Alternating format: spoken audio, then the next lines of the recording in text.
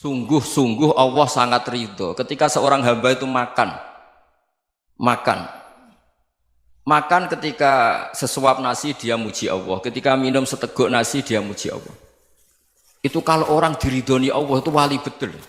Itu untuk jadi wali itu gampang, kamu makan ridho, kamu nginjak buminya Allah ridho seneng, kamu hidup keseharian aman seneng. Nah ini supaya sampean kita semua ngaji betapa panduan Rasulullah untuk menggapai ridho Allah itu banyak yang keseharian sekali. Saking kesehariannya banyak dalam hadis dan itu sahih. Nabi menyebut hal-hal yang keseharian. Hatta ma tas'alu fi fimra'atika, kamu punya uang kemudian istri kamu bisa makan itu ibadah. Bahkan sebagian ibadah itu dicontohkan Nabi yang akhirnya diprotes sahabat. Yaitu wa fi buti ahadikum sedekah, kamu menggauli istri kamu itu ya sedekah. Sampai sahabat bilang yang benar ya Rasulullah. Ayati ahaduna syahwatahu wa huwa lahu ajrun. Masa urusan biologis, urusan syahwat kemudian dia dapat pahala. Nabi menjawab, alaysa law wada'aha fi haramin akana alaihi wisrun. Bagaimana kalau dia meletakkan ke yang tidak benar itu kan dosa. Nah, hal-hal seperti ini yang saya ingin teman-teman semua lah, semua. Saya juga agak ingin ngaji demi Anda juga agak ingin. Itu dosa sekali ngaji kok pesanan kelompok tertentu itu enggak boleh. Islam itu untuk semua. Jadi ya cuma karena di depan saya jenengan ya seakan-akan jenengan korbannya. Itu ada ilmunya dalam usul fikih itu. Jadi orang itu harus ngaji usul fikih. Nama yang disebut, mungkin Mas Sufyan masih ingat zaman ngaji usul fikih. Nama yang disebut itu tidak jaminan sebagai prioritas perintah. Jadi misalnya gini, kebetulan yang di depan Nabi itu Abu Dzar. Nabi ya bilang, ya Abu Dzarin ini uhibbuka misalnya, atau ya Mu'ad ini uhibbuka, atau ya Abu Hurairah ini uhibbuka misalnya. Banyaklah riwayat yang Nabi nyebut ya Abu Dzarin, ya Mu'ad, ya Abu Hurairah. Kemudian misalnya Nabi meneruskan khitab, ini uhibbuka, saya mencintai kamu, fakul dubur sholatin, atau sebagian riwayat disebut fala tada'anna dubura kulli sholatin, Allahumma inni ala dzikrika wa syukrika wa husni ibadatik. Saya mencintai kamu, siapa saja, Mu'ad bisa, Abu Dzar bisa siapa. Saya mencintai kamu, mohon kalau habis sholat kamu jangan lupa wiridan Allahumma inni ala dzikrika wa syukrika wa husni ibadatik. Ya Allah, tolong kami permudah supaya mudah ingat Engkau. Anda tidak bisa mentang-mentang, wong nama saya Parmin, nama saya Purnomo, itu yang diperintahkan Mu'ad misalnya. Jadi yang disebut satu, tapi khitab itu untuk siapa saja. Saya teruskan. Jadi saya mohon semua kita melakukan kebaikan itu, kalau dalam kaidah fikih disebut al yakin la yuzalu bisyak. Banyak kebaikan yang kebenarannya itu 100%. Tidak punya efek samping ke pihak lain, ke kelompok lain, ke komunitas lain. Itu tadi misalnya Anda makan, dan itu murah sekali, hanya butuh satu piring. Setiap punyaan kamu muji Allah, setiap minum kamu muji Allah. Itu redaksinya Rasulullah SAW disebut, Allah sangat ridho ketika seorang hamba makan, kemudian dia memuji Allah. Atau minum, kemudian dia muji Allah. Logikanya gampang, negara seperti ini yang kamu harapkan bentuknya kayak apa, mertua, ipar, komunitas, tetangga, itu nyata terjadi itu kan belum pasti. Sementara yang mesti terjadi adalah kamu butuh makan, kalau tidak mati. Butuh minum, kalau tidak mati. Butuh bumi yang nyaman ditempati, kalau tidak kita juga mati. Sebab itu Allah kalau menyebut nikmatnya itu hal-hal yang keseharian. Alladzi at'amahum min ju'. Allah itu siapa? Allah itu yang menciptakan kamu bisa makan. Tidak berlebihan, Allah itu yang menciptakan kondisi sosial itu ideal. Zaman Nabi itu ya ada orang munafik. Orang-orang pilihan Allah itu juga diuji orang sekelilingnya yang macam-macam. Semua diuji sesuai konteks zaman dan waktu. Nah, tapi ada ibadah-ibadah yang selalu disarankan Nabi. Sampai Nabi itu pernah ditanya, ayul islami khairun ya Rasulullah, Islam terbaik itu gimana? Jawaban Nabi itu unik. It'amut to'am, Islam terbaik itu ya makan-makan, yang santai-santai. Ketika Allah menyebut beberapa kebaikan, falak tahamal aqobah, wa ma adrokan apa? Mal aqobah. Terusannya apa? Fakku rokobah. Terusannya apa? Au it'amun fiyaumin di masubah. Ya itu acara makan-makan itu juga Islam. Kenapa? Ya bayangkan kalau tidak ada makanan, kita mati kan? Kondisi sosial tidak ideal itu Anda masih gak apa-apa, tapi kalau Anda tidak makan, Anda tidak minum, Kamu punya istri cerewet masih bisa hidup, punya mertua cerewet masih bisa hidup. Tapi kalau tidak makan bisa mati. Berarti penting mana istri sama makan? Penting mana? Makan. Semoga istri Anda dengar, nanti kamu disuruh makan tapi pulang deh. Itu kalau dibahasakan makan masih memahami. Penting mana nasi satu piring dengan istri. Nggak ada nasi mati, nggak ada istri belum mati. Penting mana? Gak berani jawab kan? Nah, ternyata Anda ada garang kan di depan istri. Jadi saya mohonlah, mungkin Mas Sufyan Sauri tadi yang bisa bantulah. Teman-teman tuh ngaji yang keseharian saja. Karena kita nyari ridha Allah itu berdasar firman Allah. Dan firman Allah itu menyebut keseharian tuh riang, gampang. Yaitu tadi misalnya wa min ayatihi manamukum bil laili wan nahar. Termasuk ayat-ayat Allah itu kamu tidur. Maka dulu itu ada guyonan, ada tokoh Mu'tazilah, kelompok dalam Islam yang berpikir manusia itu bisa menentukan ikhtiarnya sendiri. Karena saya bisa duduk, ingin berdiri, berdiri.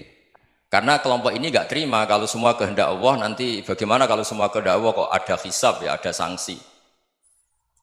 Lucunya itu dia akhirnya, ini cerita ya, mencintai seorang perempuan, cantik sekali. Dan itu dia menjadi ahli sunnah itu oleh hal-hal yang sepele. Karena istrinya cantik, ya namanya suami istri hubungan intim. Terus ditanya, Mas, masih ingin lagi? Masih. Silahkan diulang lagi. Wah ya tidak bisa. Katanya manusia bisa menentukan yang diinginkan. Itu tobat itu. Itu nggak bisa ditobatkan Mas Sufyan Ats-Tsauri. Orang cantik yang mudah nobatkan orang itu orang cantik. Segampang itu. Akhirnya kita tahu, makanya kalau dalam kitab Hikam itu disebut al-aqil mayyakul madza yaf'alu wa hubi wal ghafil mayyakul madza af'al. Orang yang punya akal karena sadar ini wilayah Allah, semua milik Tuhan. Itu dia tiap hari berpikir, besok Allah akan melakukan apa terhadap dunia ini. Kamu merencanakan suatu mau plesir, ternyata gempa. Mau wisata ke Rusia, ternyata perang. Kamu tidak pernah tahu apa yang akan terjadi besok. Wa ma tadri nafsum madza taksibu ghadan. Tapi anda semua kita ini sering punya jadwal permanen. Makanya saya kalau diundang siapa saja, sanad takdir. Yang jelas Gus ini acara penting. Ya masih acara penting nak pangeran ngersakno piye? Kok ape dadi pangeran? Kamu kok mau jadi Tuhan? Itu kadang ya kiai. Penting Gus acara ini jenengan harus memastikan bisa. Loh kamu itu yang ngajarin tauhid, sesuatu itu biadillah kok bilang-bilang apa pasti. Kalau maksa terus tak tobatkan loh kamu kata saya itu. Ya kalau gitu Gus bilang insya Allah. Wah itu hati saya, fisik saya, roh saya sudah bilang insya Allah. Tidak usah kamu latih kata saya. Nah hal-hal tauhid keseharian itu gampang sebetulnya. Wal ghafil yaqulu madza af'al. Tapi orang yang lupa Allah dia setiap hari bilang besok apa? Kita bisa melakukan apa? Seakan-akan dia itu aktor, dia penting, dia subjek permanen, dia. Padahal kita ini hanya objek kehendak Allah Subhanahu wa taala. Karena kita yakin sesuatu yang terjadi di alam raya ini kita tidak bisa apa-apa. Makanya saya sering ngaji, sering bilang saya, ketika Anda mensifati Allah, Dia yang menghidupkan. Sudah itu tanamkan sehingga ketika kita mati santai saja. Kenapa santai? Allah punya cara menghidupkan kita. Zaman kita hidup juga gak tahu caranya ngelola jantung, ngelola paru-paru. Kamu juga gak tahu ngelola oksigen yang tidak beracun, tidak ngandung polusi. Tahu-tahu hidup. Gak ingin tua ya tahu-tahu tua, gak ingin mati tahu-tahu mati. Selama ini kita hidup juga gak tahu apa-apa sebetulnya. Hanya gaya tok, punya jadwal, punya planning. Kalau kamu bisa menentukan pilihan Anda, pasti Anda istrinya cantik, 4 neriman semua, kona'ah semua. Nyatanya enggak kan? Ada 1 jelek, cerewet. Oh itu kan, nyatanya enggak bisa apa-apa Anda kan? Dan kamu bawa mati lagi. Itu kan, istri Anda juga gitu, punya keinginan, punya suami yang ganteng, yang jabat, yang neriman, yang enggak poligami. Ya enggak kesampaian juga. Kalau kita ngitung tingkat kegagalan kita itu gagal terus. Ya kan? Nah, terus ingat Allah, madza yaf'alu wa bi. Orang yang punya akal selalu berpikir Allah itu menghendaki apa terhadap saya. Lalu sama-sama orang melihat orang yang serius, itu kata Anda itu pemikir berat, serius, senang punya tokoh yang merengut tuh, karena kamu anggap serius. Tapi sebagian orang menganggap orang yang serius itu wong merengut, wong masam, wong muka kok ditekuk. Jadi sama Itu hati ya muqallibal qulub tsabbit qalbi ala dini, karena kita nggak tahu cara berpikir kita tentang orang lain, tentang sekeliling kita. Misalnya kita orang baik yang jenis ngurmat fakir miskin, ada orang bangun masjid mewah itu janggal. Apa artinya masjid mewah kalau banyak orang kelaparan? Tapi kalau yang jenis pendidikan, apa artinya masjid mewah kalau tidak bisa ngaji? Nanti yang jenis infrastruktur, apa artinya ini kalau semuanya punya sudut pandang yang berbeda-beda. Dan Islam mengapresiasi semua kebaikan. Tapi katakan semua kebaikan itu adalah kehendak Allah Subhanahu wa taala. Karena apapun baik Anda itu pakai fasilitas yang diberikan oleh Allah Subhanahu wa taala. Sehingga ini yang disebut qulillah tsumadarhum fi khawdihim yal'abun. Ya kembali tadi ke tema-tema bahwa keseharian Anda ini sudah Islami. Saat Anda tidak bisa melakukan apa saja. Saya sering ada jenazah, biasanya kalau tetangga meninggal saya sering disuruh ngelepas. Saya bilang orang ini baik karena sering ngelamun di rumah, sering nganggur di rumah. Ditanya sama anaknya, kenapa Gus nganggur baik? Ya kalau dia nganggur artinya juga agak berbuat sesuatu yang maksiat kan? Ya kan? Orang nganggur di rumahnya ya tidak bunuh orang, tidak maling, tidak korupsi, ya namanya nganggur di rumah. Lah cuma istri cara pandang nganggur gak menghasilkan uang itu. Tapi juga gak menghasilkan kriminal kan? Jadi sebenarnya Islam itu makanya kalau sampai ngaji usul fikih itu ada kitab usul fikih namanya Lubul Usul, itu terkenal sekali di pesantren itu. Itu kalau ngapresiasi keseharian itu luar biasa. Izma min mubahin illa wa yatahaqqaqu bihi tarku haramimma. Karena keseharian yang mubah saat Anda lakukan itu ada kehebatan yang luar biasa, yaitu meninggalkan haram. Makanya dulu banyak orang-orang alim ketemu temannya itu guyon sampai semalaman. Itu biasanya yang semangat Islam itu kiai kok tidak tahajud, kiai kok tidak witir. Orang yang sedang mapan uangnya banyak, malam itu tidak kelayaban itu sudah luar biasa. Melawan nafsu supaya tidak maksiat itu sudah luar biasa. Supaya lupa guyon sama temannya semalaman sampai subuh. Gejlok-gejlokan ngenang zaman miskin, zaman kuliah nggak jelas, zaman apa. Melihatnya jangan tarkut tahajud. Seperti ini meninggalkan tahajud, tapi meninggalkannya ini talkul muharramat. Jadi kayak apa hebatnya? Sehingga Imam Ghazali punya riwayat yang agak unik. Hatta takuna ibadatu akhiri hadil ummah iku an-naum. Sehingga suatu saat ibadah terbaik umat ini itu tidur. Itu kan riwayat kontroversi. Ketika Imam Ghazali tanya, kenapa iya? Kenapa kamu mulai keluar dari rumah itu sudah banyak maksiat? Melihat perempuan yang enggak mahram, melihat fenomena. Tapi kalau kamu tidur itu enggak melihat apa-apa. Tapi juga kamu jangan menganggap tidur itu ibadah betul. Saatnya melakukan fardhu ain malah masih tidur. Tapi itu sudut pandang yang menjadikan kita Islam itu gampang. Jadi saat Anda tidak bisa aktivitas apa-apa, misalnya ada beberapa orang yang lumpuh. Lumpuh itu memang nggak bisa Jumatan, nggak bisa ibadah, tapi dia juga nggak bisa maksiat. Tidur itu memang Anda saat itu tidak bisa tahajud, tidak bisa witir, tapi saat itu ada zina, ada maling, tidak gosipkan orang, tidak bully orang, tidak menanamkan kebencian, tidak hasud. Sehingga tidur menurut Allah Ta'ala wa min ayatihi manamukum billaili apa? Wan-nahar. Karena di tidur itu selain ada unsur istirahat, jaga kestamina, juga ada unsur meninggalkan beberapa keburukan. Nah saya mohon ibadah yang keseharian ini kita jaga. Supaya kita semua baca ayat itu fasih. Fasih itu tertanam di hati. Allah itu siapa? Alladzi at'amahum min ju'i wa amanahum min khauf. Dan Allah kalau cerita di Quran itu anna subabnal ma'a subba thumma syaqaqnal ardhan wa syaqqa fa ambatna fiha habba wa inaba wa qadba wa zaituna wa nakhla wa hadaika hulba. Kamu tahu saya ini siapa, kata Allah?